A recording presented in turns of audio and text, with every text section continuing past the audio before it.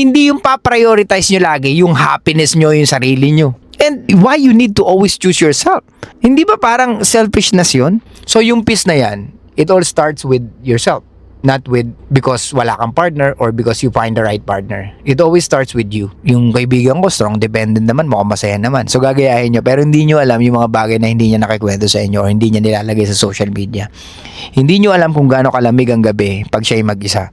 Hindi nyo alam kung gaano nakakabingi ang katahimikan sa kondo niya, sa bahay niya because siya'y mag-isa. Hindi nyo alam kung anong feeling niya pag napapagod siya, pag uwi niya ng bahay. Hindi nyo alam kung anong pinagdaraanan niya pag sobrang stress niya, tapos pagod pa siya, tapos gutom pa siya. Kasi nga, karamihan ng mga strong independent women, ang gusto nila is ayaw nilang dumepende sa lalaki na pwedeng mapangasawa nila or sa boyfriend nila, which is pwede naman. Kaso nga lang, tandaan nyo na nawawala yung dynamic, and at the same time, nawawala yung interest mo na mag-boyfriend or mag-asawa or magkaanak dahil tingin mo sa sarili mo na kaya kasalanan nyo rin yan, di ba? Kaya kayo nape-pressure is during the time na nandun kayo sa prime age nyo, ang ginagawa nyo is just to feminine by default. Yung mga babaeng feminine by default, mas masarap maging masculine pagdating sa kanila kasi nga. So don't tell me si Casey Concepcion nag-mature at the age of 40. Advice from a 36-year-old single woman, no kids, never married. So I'm 36, single, no kids, never married. And before you assume anything, no, I'm not sad, bitter, or still waiting for the one. I'm actually really happy. But I've learned a lot along the way, and I want to share some advice for women in their 20s. Point number... Okay, sige. Let's give a benefit of the doubt na happy ka kahit na single ka at the age of 36. Pero wag nating alisin na ang karamihang babae may pinupulfill yan pagdating ng 30 na nangangarap sila magkapamilya unless hindi mo pinapangarap yon.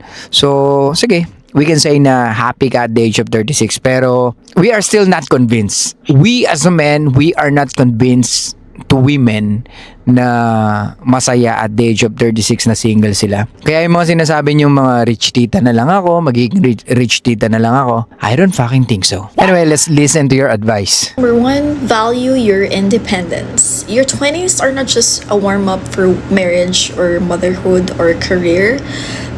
Okay, ladies, your 20s is your time. You have at least 8 years from 20 years old to, let's say sabihin na natin na 10 years. From 18 to 28 years old, you need to find a fucking guy na willing na bigyan kayo ng kinabukasan.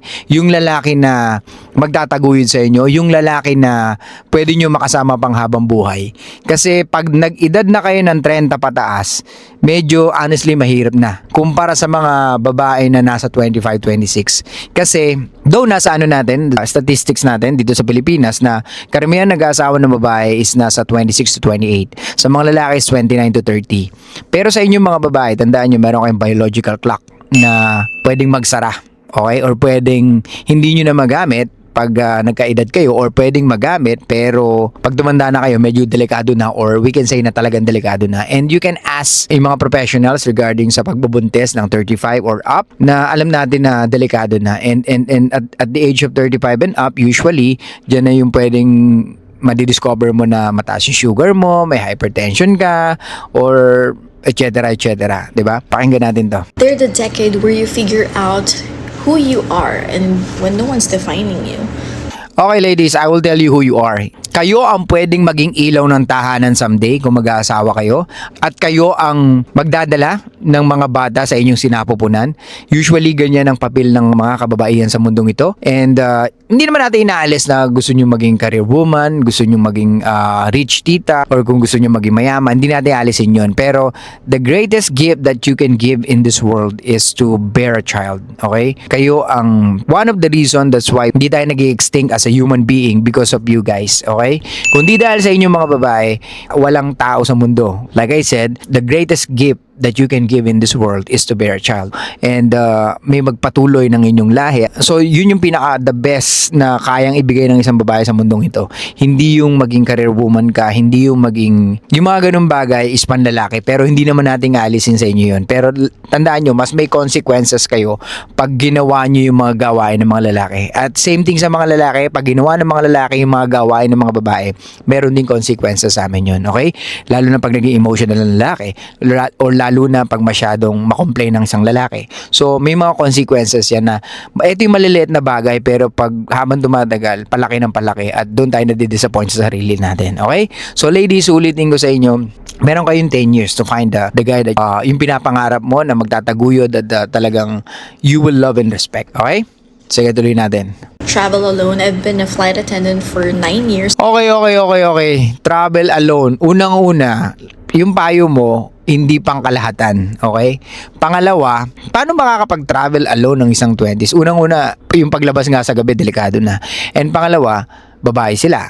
And pangatlo, hindi naman sila lahat flight attendant para makapag-travel, di ba? So ikaw, capable ka because you are a flight attendant. I'm not saying na hindi porket hindi ka flight attendant, hindi ka makapag-travel. Of course, makapag-travel ka.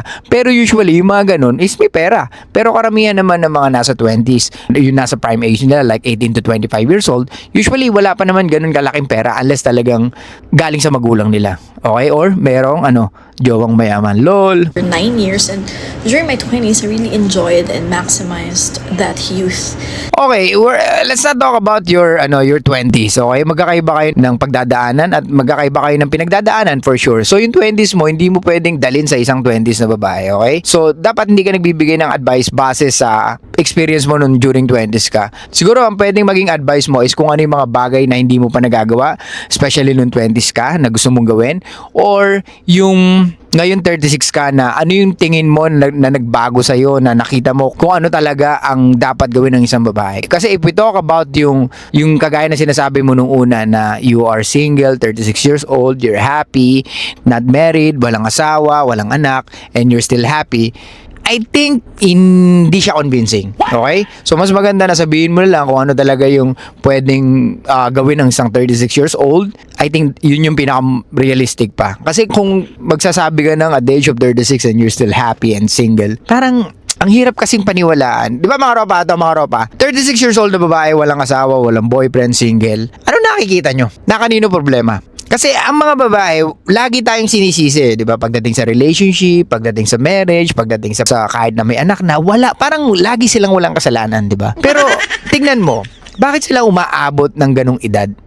Sila naman yung may desisyon kung gusto nila mag-settle o hindi. Ang mga babae, they open their legs sa mga lalaking gusto nila. At ang mga lalaki, willing magbigay ng relasyon. Di ba? Especially mga nice guys. Willing magbigay ng relasyon sa mga babaeng gusto nila. Pero bakit? Walang nangyayari. At the end of the day, tayo pa yung nasisisi na yung mga lalaki hindi na nag-approach, yung mga lalaki parang walang bayag, yung mga lalaki ayaw ng relationship. No! Maraming lalaki na gusto ng relationship. At least majority ng mga lalaki gusto ng relationship sa mga babae. Kasi nga yung karamihan lalaki binibigyan ng sexual access and of course, to get the intimacy. Pero karamihan ng babae ayaw ng relationship because they want to get more. Next. Take yourself to dinner. Learn what makes you happy. If you cannot be content on your own, you'll never settle out of fear of being alone. Oh, see? Point number 2, don't rush the Okay, timeline. very contradicto, di ba? So, kung kontento ka, bakit umabot ka ng single na 36? Kasi usually kung kontento ka, at the age of 30, maybe meron ka ng asawa, meron kang boyfriend, or meron ka ng anak. O baka sabihin nyo na naman, bakit ba doon siya kontento Ulitin ko mga ropa, iba yung ginagamit nating lens kumpara sa mga lens ng mga babae. Okay? Iba yung tingin nila sa mundo, iba yung tingin nila sa sarili nila, iba yung tingin nila kung ano yung realidad nila. So sa atin, ibang-iba rin, di ba? We are very practical. So kung talagang contentment ang hinahanap mo, ba't umabot ka ng 36? For sure, may mga lalaki na willing magbigay sa'yo ng relationship. Pero nasan sila? Kung contentment lang ang usapan, hindi ka naaabot ng 2-3 boyfriend. Isa lang, kontento ka na. Well, don't get me wrong May daw talaga kami mga lalaki sa mga babae na sasabihin nila na, no, ayoko na mag-boyfriend, ayoko na mag-asawa. I don't think so. Because most of women are hardwired to find a man na talaga magtataguyod at masasandalan nila. Okay, next. Point number 2, don't rush the timeline. I used to think that 30 was the hard deadline in life. Like, if I was alone by then, something was wrong with me. Spoiler, nothing was wrong. And I'm the type of woman. No, there is. There's something wrong. Okay? Saan? Hindi ko sinasabing may wrong sa pagpili mo ng desisyon, pero I think there's something wrong with how you think. Kasi kung iniisip mo at the age of 36, you are still capable like 26 years old na. Kasi kung iniisip mo na walang mali, na umabot ka ng 36 and you're still single and you're still thinking na merong mga lalaki pa rin magbibigay sa'yo ng relasyon na kagaya ng hinahanap mo during when you were 25, then magkaiba yon. Okay? Tandaan nyo, ladies, na kaya nyo makipag-negotiate or mas kaya nyo mag-negotiate at the age of at least nasa prime age nyo. 18 to 26 years old or at least i-push natin ng 27. 'Di ba? Kasi 28 years old, medyo nararatel ka na niyan. Nasa na yung mga lalaki na pwede ko maging boyfriend para at least 30, settle na ako or gusto ko na mag-settle. 'Di ba? Kayo nga yung nagsasabi na ang babae mabilis mag-mature. Yes. Why? Because meron kayong biological clock. 'Di ba? So don't tell me si Casey Concepcion nag-mature at the age of 40. No, it's not. Okay? Umabot siya sa ganung edad, it's because the pressure na Cuneta siya, Concepcion siya, at Casey Concepcion siya. Okay? So umabot siya ng gano'n na wala siyang ibang iniisip kasi kahit anong gawin niya, hindi siya maghihirap dahil sa pamilya niya, sa pera ng pamilya niya, kaya niyang mabuhay mag-isa. However, tandaan nyo, you are a woman. You need a fucking man. Okay? Tandaan nyo, si Chris Aquino, ano man ang yaman niya, bumuka ka pa rin siya kay Philip Salvador at kay James Yap. Pinakasalan niya pa rin si James Yap kahit na magkaiba man yung ginagalawan nila sa buhay. Pero yun nga lang, naghiwalay pa rin sila. 'Di ba? Dahil ang babae na masyadong successful or yung mga babae, wait lang. Yung mga babae na masyadong successful or yung sinasabi nating strong independent women ay hindi talaga magpapasakop sa lalaki na may leadership. Lalo-lalo na kung parehas kayong asensado sa buhay. Maraming babaeng combative, nakakala nila magandang tingnan yun. No, it's not. Kaya nga mga ropa, kung mag-girlfriend kayo or mag-asawa kayo, piliin nyo yung babaeng babae. Huwag kayong mag-girlfriend na parang galit lagi sa mundo, galit sa, alam mo yun, makikita nyo yun eh. Along the way, mapag-aaralan nyo or pwedeng matutunan nyo na ganito pala ugali niya. Ayokong pagsisiyan nyo na someday kakasal ka na or ginasal ka na or nag-live-in kayo, may anak kayo, tapos marirealize mo, tangina, fucked up. Sana nakinig na lang ako kay Suplado mo to. Diba? Kaya mga ropa, ulitin ko, mas masarap jowain yung mga babae na kaysa yung mga babae na pinipilit na maging strong independent women. Kasi talagang at the end of the day, pwede kayo magtalo. Though I'm not saying na porket feminine, hindi kayo magtatalo. Pero at least, feminine by default, yung mga babaeng feminine by default, mas masarap maging masculine pagdating sa kanila kasi nga, they're very fucking feminine. All we need to do is to protect them and to provide for them. Pero kung ang babae, lagi kang chine-challenge, laging opinionated, laging combative sa'yo. So, ang nangyayari, para kami kasamang lalaki. Diba? Anyway, continue natin. Evolved or revolved my idea of becoming happy with a family or getting married and stuff like that. The pressure to keep up will make you ignore the red flags and say yes to the wrong people. So you're not late, you're just on your own path. No. Okay, tama naman yung sinasabi mo na mahirap naman talaga ma-pressure. Kaya kasalanan nyo rin yan, di ba? Kaya kayo na-pressure is during the time na nandun kayo sa prime age nyo, ang ginagawa nyo is just to have fun, di ba? Na hindi nyo iniisip na, oh my God, meron pala akong biological clock, di ba? Or, oh my God, pag nag-30s ako, paano na? Di ba? Hindi nyo naiisip yun eh. Naiisip nyo yun pag malapit na. Pag 1 year na lang, 2 years na lang, or pwedeng wala talaga kayong pakialam. Why? Kasi nga, ang iniisip nyo is laging meron lalaki pa rin nandyan para sa inyo na magtataguyod sa inyo. Kaso, ang mga kalalakihan, hindi nga po kami attracted sa mga babae na at least nasa 35 and up. Gets? Kasi nga, mahirap. Mas magastos. Paano namin kayo mapapasaya kung nasa 35 ka na, kung mas marami ka pa napuntahan sa amin, tapos mag-expect ka na may mga lalaki na magbibigay sa'yo nun? Walang ganong lalaki. Kung meron mang ganong lalaki, either mas pipiliin niya na i-date yung 25 years old at dali niya kung saan-saan. Di ba? Kasi yung mga ganong edad, mas ma-appreciate niya yun. Kagaya ng sinasabi mo, you travel alone dahil flight attendant ka. Do you think may lalaking magbibigay pa sa'yo nun? Na alam niya namang na kung saan-saan ka na napunta? Oo. Di ba? So, syempre, para sa aming mga lalaki, oh my God, saan ko pa ito dadalhin? Ano pa yung mga bagay na hindi pa niya nadidiscover? Or ano pa yung mga bagay na pwedeng makapagpasaya sa kanya kung I think at the age of 36, marami na siya napuntahan or marami na siya nagawa. And we are not talking about yet yung ano mo dito naging boyfriend mo or yung mga naging fling mo. So bakit kailangan makipagsapalaran ng isang lalaki or bakit kailangan anong Tagalog nun? Sumubok ng isang lalaki sa isang 36 years old kung kaya niya naman kumuha ng 26 years old. Diba? Tandaan nyo ladies, ang lalaki, logical mag-isip. Okay, continue natin. Point number 3, build your life, not just your love life. Use your 20s to build a foundation that's yours. Your career, your passion, your influence. Okay, doon pala sa career, hindi na. For us, sa aming mga lalaki, okay lang na may trabaho kayo. Pero kung yun ang pinapriority nyo, kesa dun sa makatagpo kayo ng lalaki na magtataguyod sa inyo, then I think the dynamic is nawawala. Okay?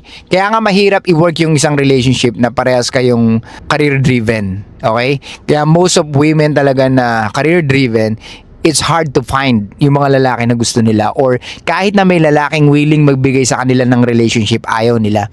Why? Because they becoming a man that they like.